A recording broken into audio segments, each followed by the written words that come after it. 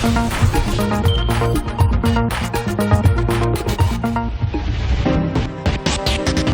kapuso, bago sa saksi, mahigit 1.5 milyong pisong halaga ng hininalang shabu ang nasabat sa mag-live-in partner sa Taguig. Ang parokyano raw nila mga driver ng jeep at tricycle.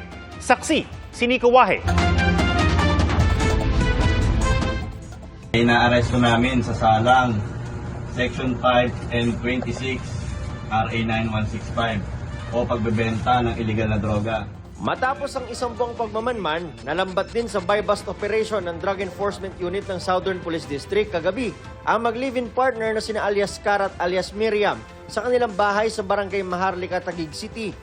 Ang dalawang babaeng suspect nakuha na ng 225 grams ng hinihinalang shabu na may halagang aabot sa mahigit 1.5 million pesos. Karaniwan sa mga parokyano niya is yung within din lang sa sa area ng Taguig, mga construction worker, mga driver, jeepney driver, tricycle driver. Pareho raw part-time employee ng isang delivery company ang dalawa.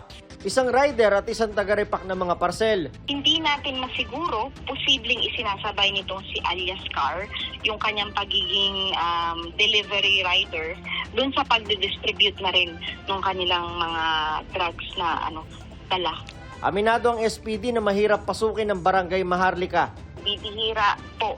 Kumbaga napakadalang nating makapasok dito sa Maharlika kung hindi lang doon sa tulong ng ating asset na tinulungan yung ating mga operatiba na makapasok, ma-infiltrate itong Maharlika. Kasi alam naman natin pare-pareho na hindi basta-basta mapapasok itong area na to. Ayon sa SPD, tinatanggi ng dalawang krimen. Nakakulong ngayon sa Taguig City Custodial Facility ang mga suspect. Para sa GMA Integrated News, Nico Wahe, ang inyong saksi.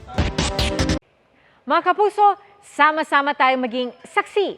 Mag-subscribe sa GMA Integrated News sa YouTube at para sa mga kapuso abroad, samahan niyo kami sa GMA Pinoy TV at sa www.gmanews.tv.